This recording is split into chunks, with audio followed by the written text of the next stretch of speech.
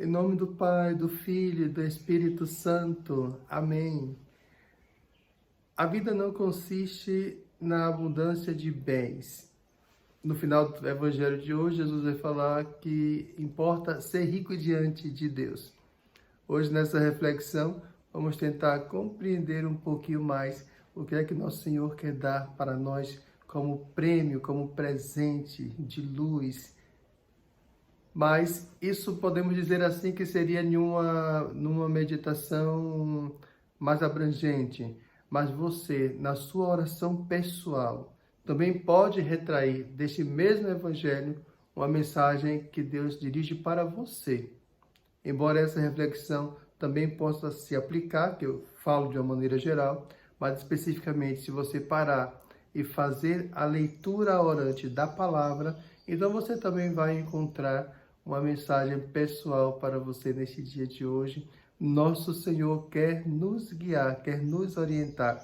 Por isso eu deixo aqui na descrição do vídeo já o Evangelho de hoje para que você leia também e se deixe tocar pela palavra, se deixe iluminar pela palavra. Em que consiste, então, a nossa vida? Em que consiste a nossa vida? Aqui nós podemos chamar a atenção para um pensamento de São Paulo, quando ele diz que a nova vida assumida no batismo consiste na participação da paixão e morte de Cristo. Ou seja, essa vida que nós vivemos, aqui eu falo para católicos, né, batizados, ou até mesmo aqui também para nossos irmãos evangélicos batizados, porque a partir do batismo se vive uma nova vida. E essa nova vida, como eu disse aqui agora no pensamento de Paulo, é uma vida que está baseada na morte e ressurreição. Ora, então, na morte significa aqui, aplicando para esse texto de hoje, exatamente nessa renúncia do pensamento do mundo, o mundo que ensina a acumular bens, o mundo que ensina a reter para si sem se preocupar com o outro. Então, esse processo de nova vida no batismo, que compreende morte e ressurreição, pois bem, a nossa morte para essas ideias que não vêm de Deus, para essas ideias que não contribuem para a verdadeira vida.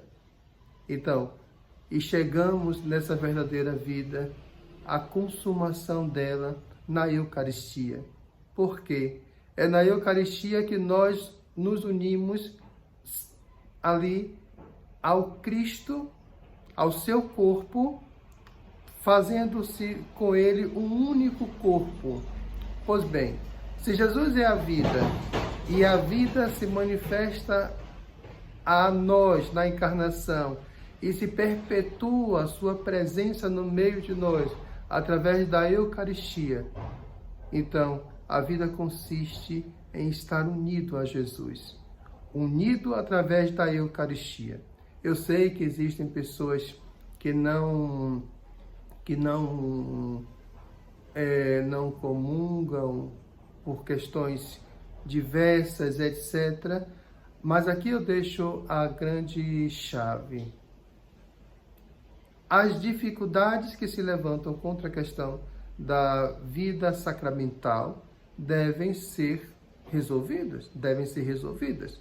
Não deve ser empurrado com a barriga, não deve fazer vistas grossas e achar que se pode driblar as leis, as normas do sagrado. Não. É buscar realmente corrigir aquela dificuldade pessoal e se unir a Cristo.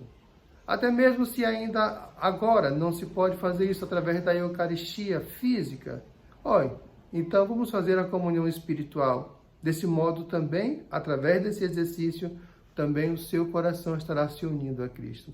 Interessa saber o que é que tem dentro do seu coração, qual é o verdadeiro interesse que realmente está dentro de você.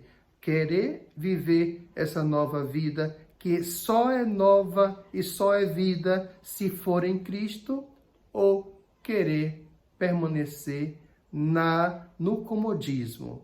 Então, isso aí se trata de uma decisão pessoal. Cada um precisa resolver e agir. Em 1 Coríntios 10, 17, São Paulo diz assim, que todos nós participamos desse corpo, desse pão único que é Cristo. Então, se todos nós participamos, no dizer de Paulo, então nós não estamos fora dele. Não podemos dizer que de maneira alguma a Eucaristia é excludente. Não é excludente. Mas podemos dizer que as nossas atitudes, o modo como nós queremos conduzir a nossa vida, nos exclui desta realidade maravilhosa. Então aqui é um ponto diferente. Não se trata de que Jesus me exclui, mas eu me excluo quando eu decido trilhar um caminho que não era o caminho indicado pela Sagrada Escritura, pela doutrina da Igreja, tradição totalmente baseada na Sagrada Escritura. Então, juntar riquezas, ou ser rico diante de Deus, não é outra coisa senão essa participação de Deus.